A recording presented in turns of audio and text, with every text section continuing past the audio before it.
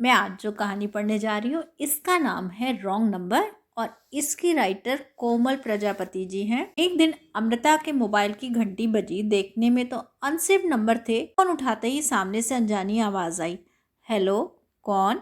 अमृता ने जवाब देते हुए कहा कि मैं अमृता। आप कौन? हाय, आई एम अंकुर। आपकी आवाज बहुत ही अच्छी है। अमृता को थोड़ा अजीब सा लगा पर फिर भी पूछ ही लिया, पर आप कौन बोल रहे हैं और आपको किससे बात करनी है? बात तो नीरव से करनी थी पर लगता है कि गलत नंबर लग गया है। आपकी आवाज़ सुनकर अच्छा लगा। आपकी आवाज़ सच में बहुत अच्छी है। अमृता ने फ़ोन काट दिया और सोचने लगी कि कौन बदतमीज़ था, पता नहीं कि ऐसी बातें कर रहा था। इतने में फिर घंटी बजी और अमृता ने देखा तो फिर वही नंबर। थोड़ी हिचकिचाहट हुई फ़ोन उठाने में, पर उठा ही लिया। उठाते ही सामने से अंकुर ने कहा, सॉरी, मुझे गलत मत समझिए। मुझे पता है कि ऐसा एकदम से किसी को ऐसे बात करना गलत है, पर सच बता रहा हूँ, मुझे आपकी आवाज़ अच्छी लगी। जवाब में अमृता ने भी बोल दिया, ओके अच्छी बात है, और फ़ोन फिर से कट कर दिया। अमृता को अपनी आवाज़ की तारीफ सुनकर अच्छा भी लग रहा था और बुरा भी कि कोई अनजान ऐसे कैसे बात कर सकता है। इस बात को अब 4-5 दिन हो गए थे। आज फिर से अमृता के मोबाइल पर घंटी बजी। देखा तो वही नंबर, लेकिन आज वो नंबर अमृता के लिए अनजान नहीं था। देखते ही समझ गई कि ये तो वही उस दिन वाला नंबर है जिस पर अंकुर नाम का कोई व्यक्ति बात कर रहा था। थोड़ा सोचा और कॉल नहीं उठाया। थोड़ी देर बाद फिर से कॉल आई। इस बार कॉल उठाया तो अंकुर ने कहा कि सॉरी डिस्टर्ब करने के लिए, पर आपकी आवाज़ सुनने के लिए फ़ोन किया था, या ऐसे कहूँ आपकी याद आ रही थी। अब अमृता को थोड़ा गुस्सा आया और कहा, देखो आप जो कोई भी हो, आप मुझे ऐसे परेशान नहीं कर सकते हैं। मैं पुलिस में आपकी शिकायत दर्ज भी करा सकती हूँ। मैं एक अच्छे परिवार से हूँ, मेरा एक खुशहाल परिवार है, आप मुझे कॉल नहीं करें। अंकुर ने कहा, अरे अरे फिर से सॉरी, मेरा ऐसा कुछ नहीं है कि मैं आपको परेशान करूं। मैं भी अच्छे घर से हूं, मेरा भी प्यारा सा परिवार है, 2 प्यार से बच्चे हैं और एक बहुत अच्छी वाइफ भी है। बस उस दिन गलती से लग गया फ़ोन और आज सच में पता नहीं क्यों आपकी याद आ गई और आवाज़ सुनने को मन किया। अंकुर ने बात को आगे बढ़ाते हुए कहा, मैं कोई ऐसा या वैसा इंसान नहीं हूँ। वैसे मेरी खुद का मेडिकल है, मैं कोटा से हूँ। आप बताइए आप कहाँ से हो? इतना कुछ सुनने के बाद अमृता ने कोटा का नाम भी सुना तो वह खुश होकर बोल पड़ी, ओ आप कोटा से हैं? मैं भी कोटा की हूँ, वहीं पली बड़ी भी। अब तो ससुराल, और मैं, मेरे हस्बैंड टीचर हैं और मेरा दोनों प्यारे से बच्चों के साथ ससुराल में हूँ। ओ नाइस। ऐसे ही बातें करते करते दोनों कब अच्छे मित्र बन गए वो पता ही नहीं लगा दोनों को। ऐसे ही अंकुर 2-4-5 दिनों में कॉल कर दिया करते और दोनों एक दूसरे के सारे सुख दुख की बातें कर लिया करते।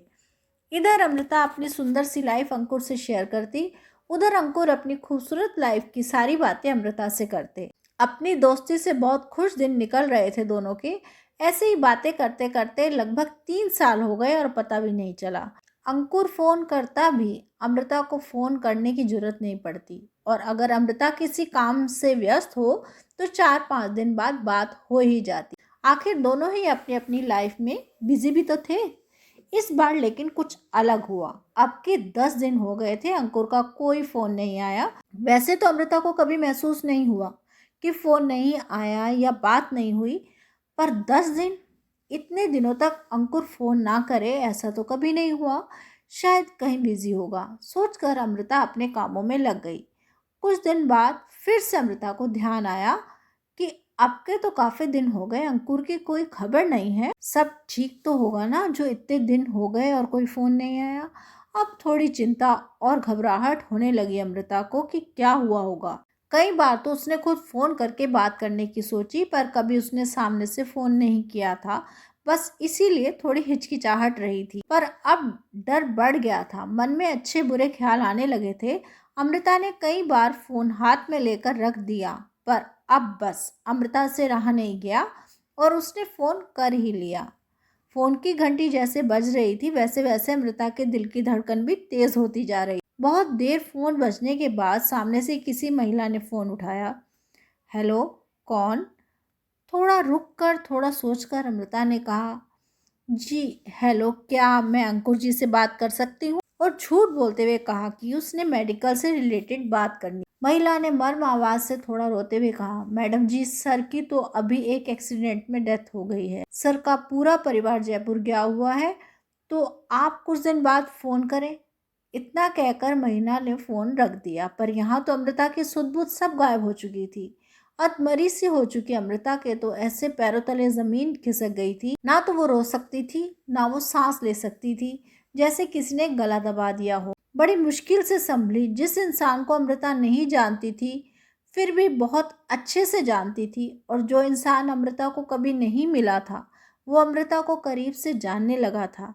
इस रॉन्ग नंबर से पहले भी अमृता की जिंदगी अच्छी चल रही थी। जिंदगी तो आगे भी ऐसे ही चलेगी, पर अब जब भी अमृता के मोबाइल पर घंटी बजती, तब तक अमृता को उस रॉन्ग नंबर की आहट और उस रॉन्ग नंबर के फोन का इंतजार जिंदगी भर रहेगा, जो अब कभी नहीं आने वाला। उस एक रॉन्ग नंबर की कमी हमेशा रहेगी। जो नंबर तो गलत था, पर इंसान हमेशा से सही था। तो ये कहानी यही समाप्त होती है। धन्यवाद।